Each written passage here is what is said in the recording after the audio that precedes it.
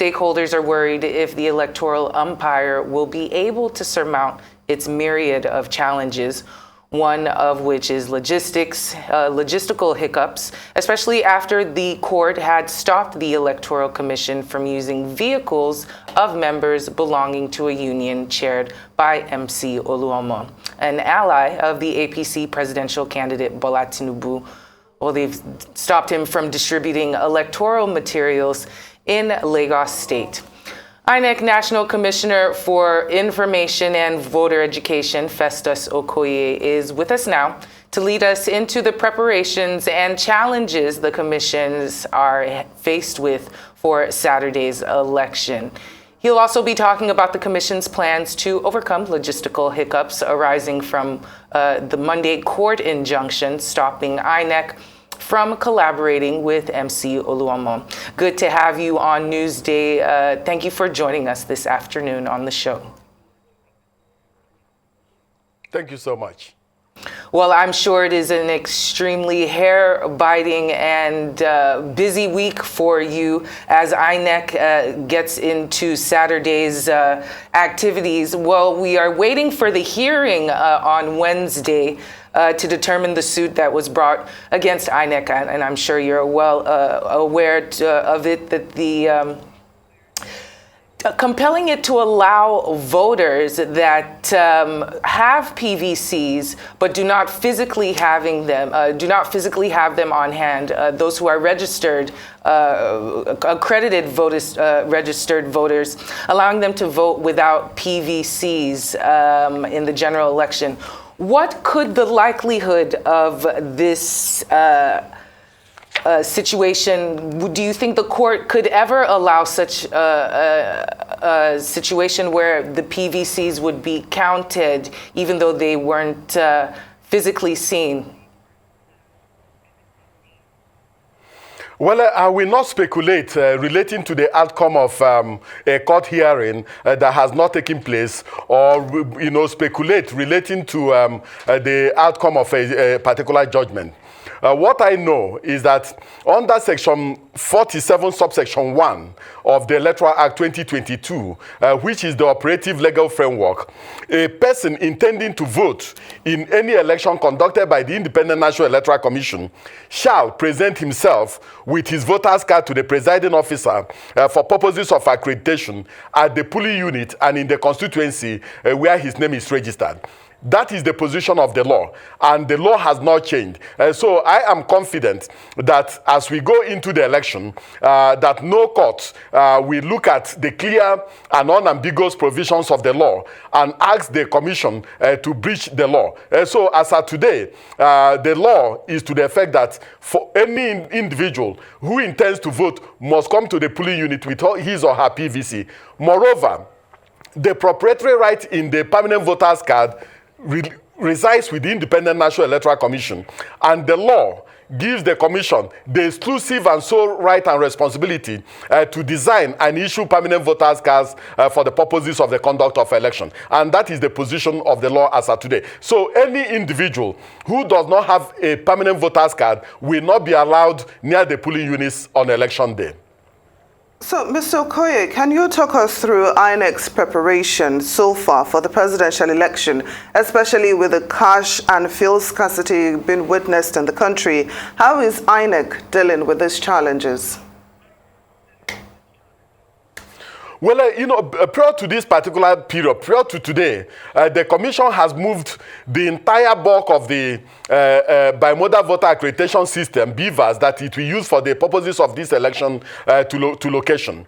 And all of them have been tested and certified fit for purpose, and all of them have been configured, ready for the first leg of election, which will take place on the 25th day of February 2023. Secondly, the presidential ballots and the presidential resources, the senatorial ballots and senatorial resources, as well as the ballots and resources for the House of Representatives election, have also been moved to the various branches of the central bank in all the states of the Federation. We have also batched almost all the non-sensitive materials required for this particular election. And most of them are in our local government offices awaiting further deployment. So in relation to some of the activities we are supposed to carry out, we have carried out most of those activities. Yes, for the purposes of this election, the Commission requires at least 138,000 vehicles and trucks. We require at least 4,000 boats and canoes, and we also require at least 88,000 motorcycles. Some of these services have to be paid in cash. We also require the services of over 1.2 million ad hoc staff, and most of them we are going to pay their transport allowance in cash. And we have this agreement with the central bank that they are going to make the requisite cash available to us to sort out some of these services, and that has already started. So in terms of the cash requirements we have for some of these activities, we are not going to suffer any encumbrance. Well, that's very promising and good to hear, because there was definitely some some fears that there might not be enough capacity to fulfill such. With MC Oluomo, this is quite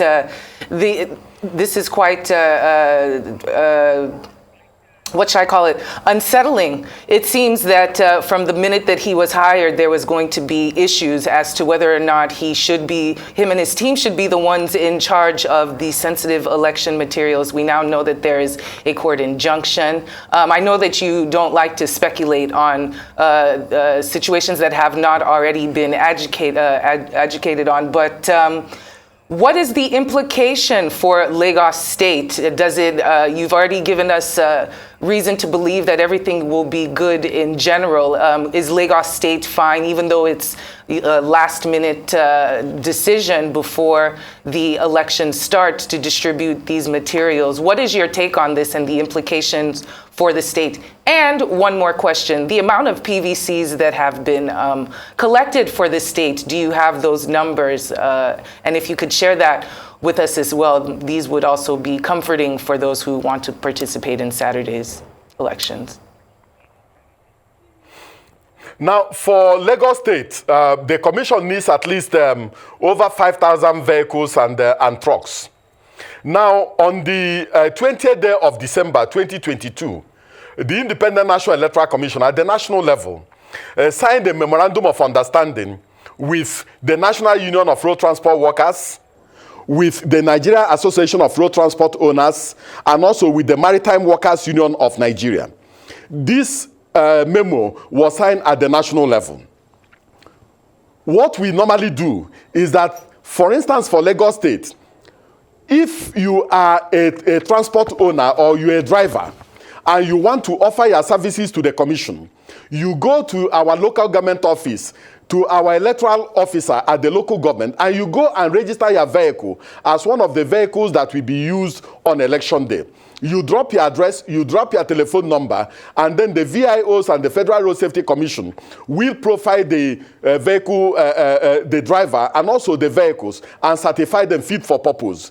What the National Union of Road Transport Workers and the National Association of Road Transport Owners and the Maritime Workers Union of Nigeria do for us is just supervision. So, for the purposes of this election, we signed MOU with these three unions I have listed. We did not sign any MOU with any individual. And we are going to enter into individual contracts with vehicle drivers who are going to drive these vehicles on election day.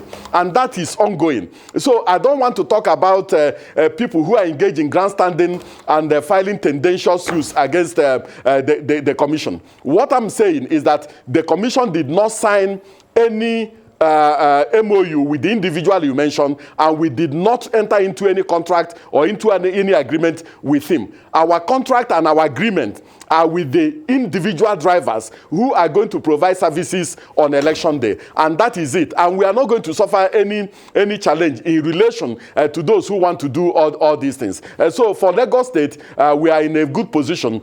We didn't enter into any contract with any local union. We entered into contract with the unions at the national level. On the issue of PVCs collected and PVCs that have remained uncollected, the chairman has a preliminary list of PVCs collected and those that have not been collected.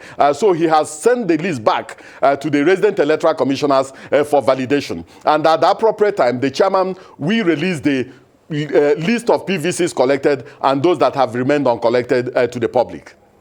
Now, Mr. Okoye, some people are worried and fearful that they might be disenfranchised during the elections. For instance, voters that stay at OPIC, that's Isheri Olofin, their polling units, it has been moved to Isheri Olowura, which is quite a distance. Now, we know that on election day, movement will be restricted. So for voters who are affected, how do they get to their polling units? Well, for every voter who is registered and who has his or her permanent voter's card will be allowed to move within certain precincts on election day.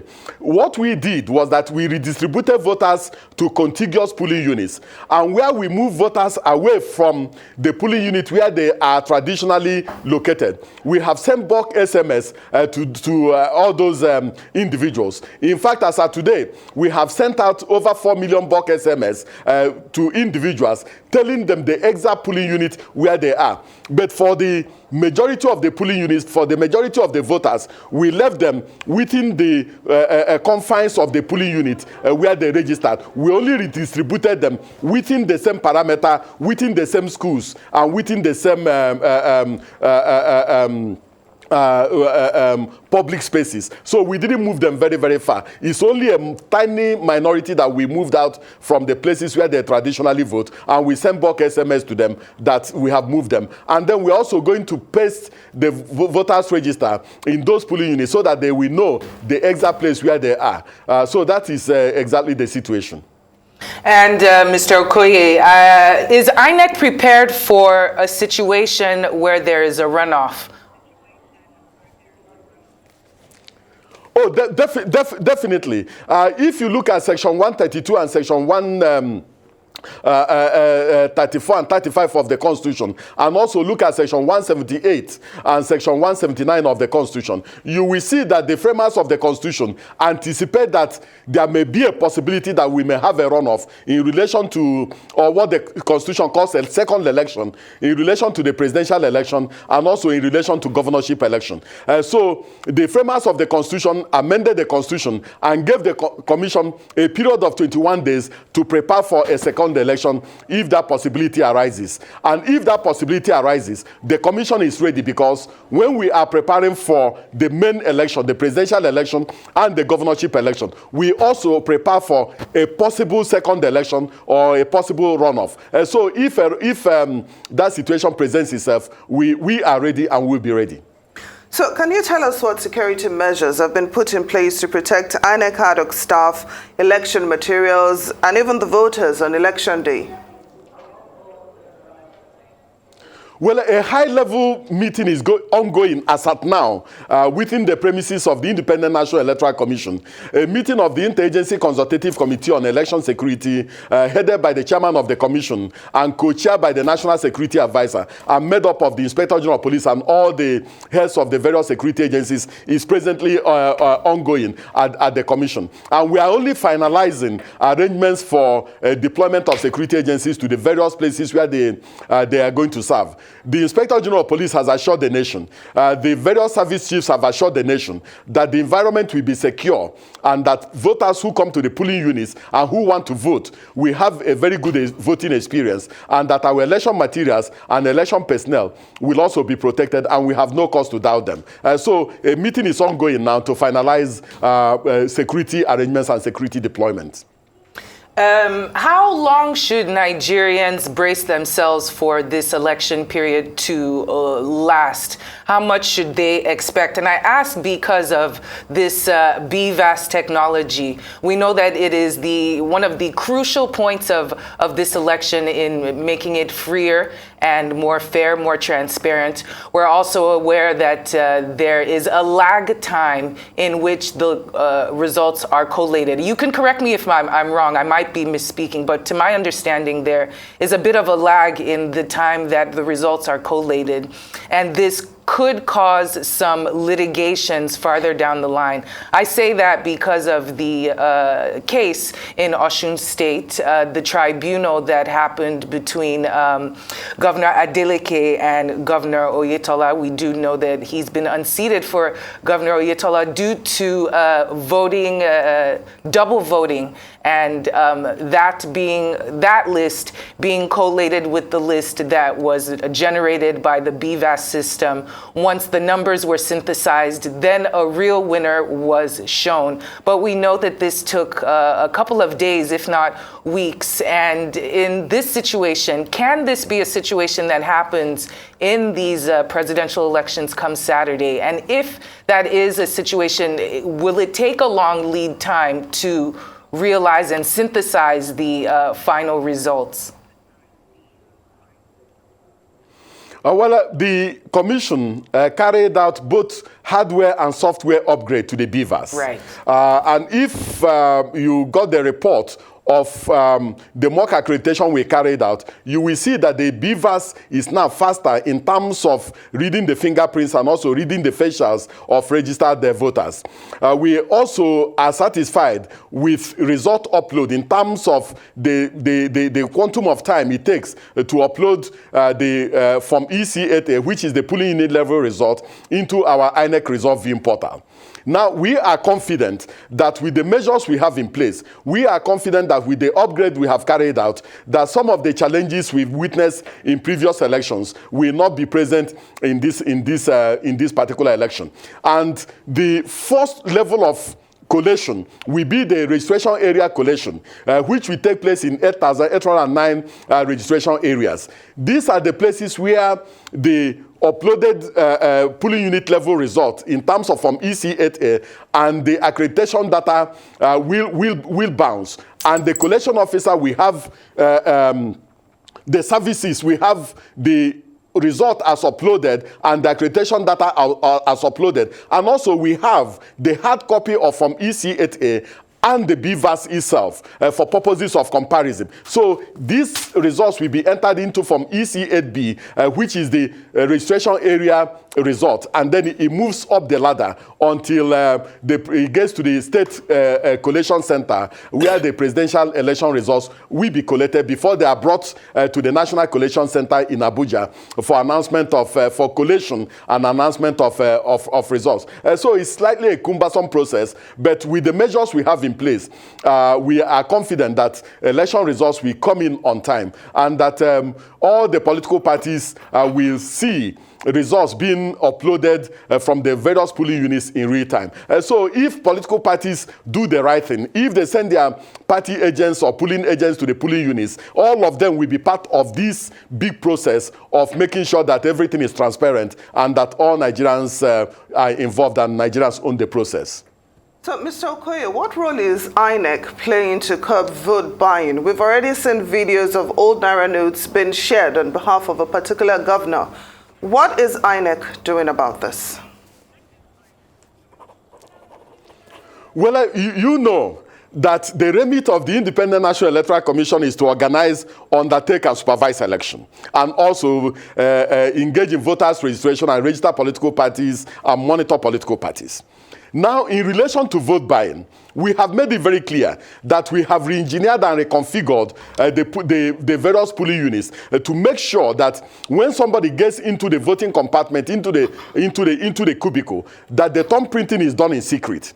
But the law, as of today, is that you thumbprint in secret and you vote in the open, because the law is that when the presiding officer is about to start proceedings in the polling unit, that the presiding officer must show the empty ballot box to all those who are present, and that it must be so kept in the full view of all present until elections are over. So you thumbprint in secret and you vote in the open.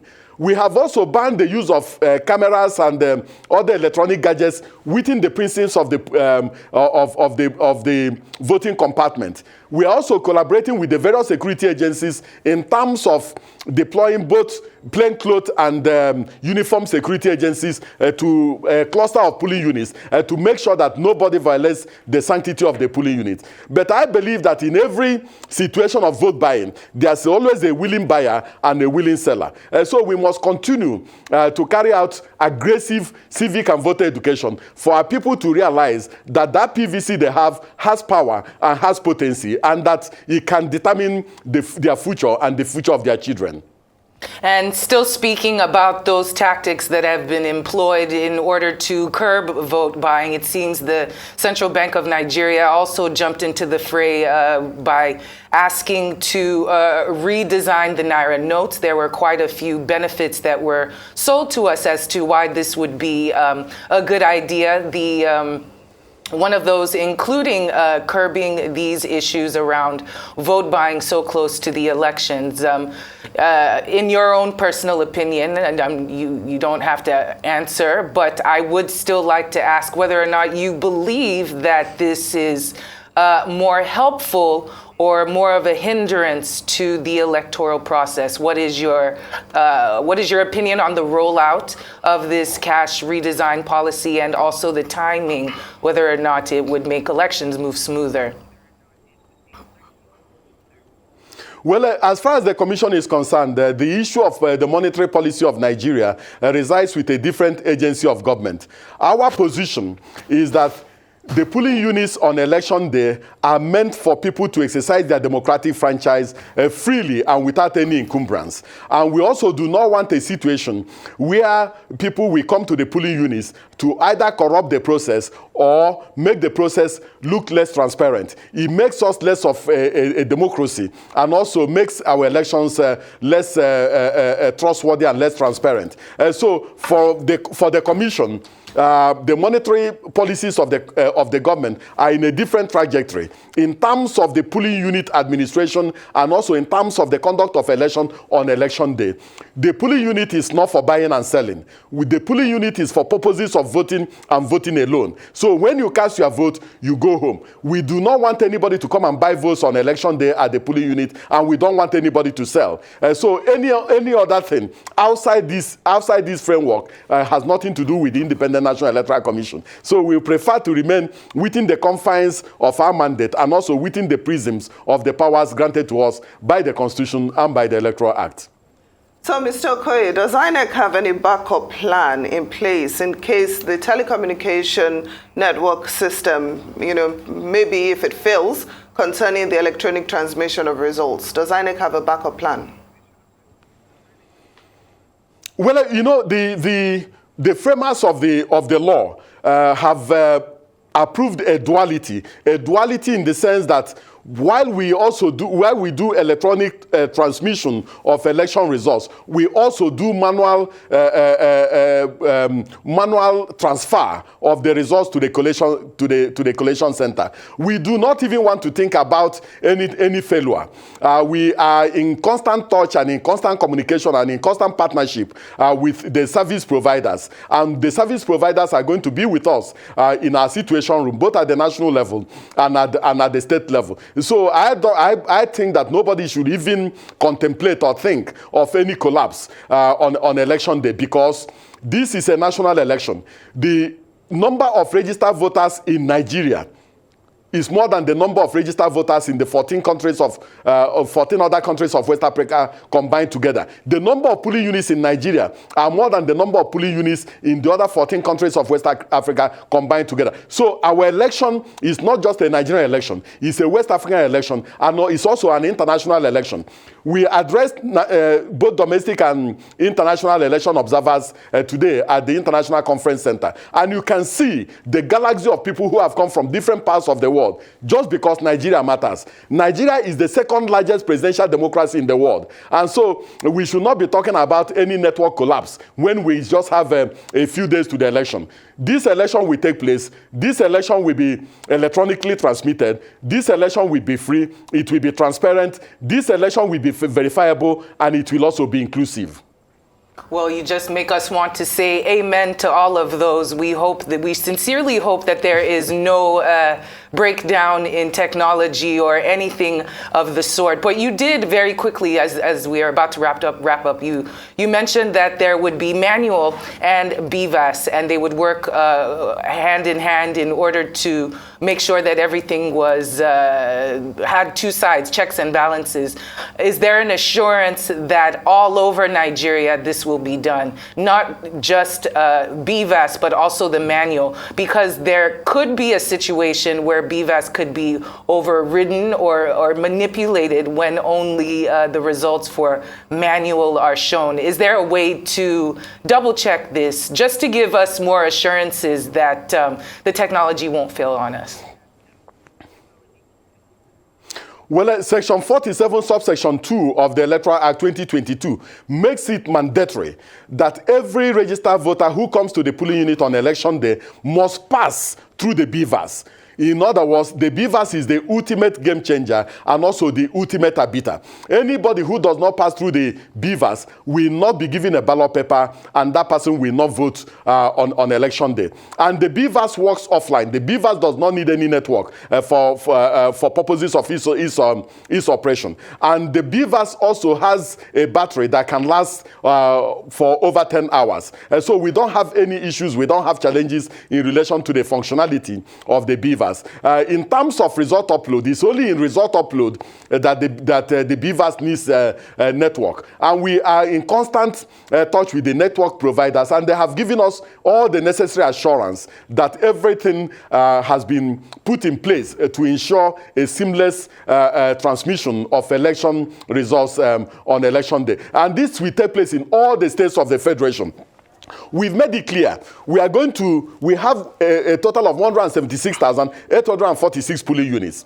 But in 240 of those polling units, we do not have registered voters. So we are not going to deploy any BVAS to these polling units. We are going to deploy BVAS to only 176,606 polling units. And we're also going to deploy redundancies to the 8,809 registration areas in case there's a challenge with any of the BVAS in any of the polling units. So we are hopeful that with all the measures we have in place, that we are going to have a good election. But we want Nigerians to support us, and we also want Nigerians to trust the commission that we have the capacity and the courage to do the right things. INEC National Commissioner for Information and Voter Education, Mr. Festus Okoye, thank you so much for joining us on Newsday.